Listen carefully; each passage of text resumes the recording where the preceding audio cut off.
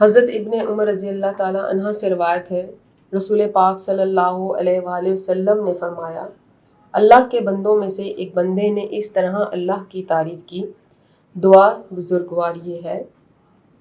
دعا کا ترجمہ: اے پروردگار، آپ کی تعریف اس طرح ہو جس طرح تیرے چہرے کے جلال اور تیری سلطنت کی عظمت کے مناسب ہے۔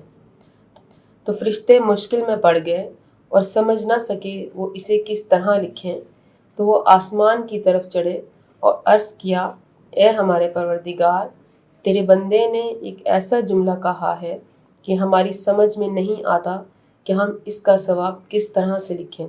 تو اللہ تعالیٰ نے فرمایا کہ اس کلمے کو اسی طرح سے لکھو جس طرح سے میرے بندے نے کہا ہے، یہاں تک کہ میرا بندہ جب مجھے ملے گا تو اسے اس کا انعام میں خود دوں گا۔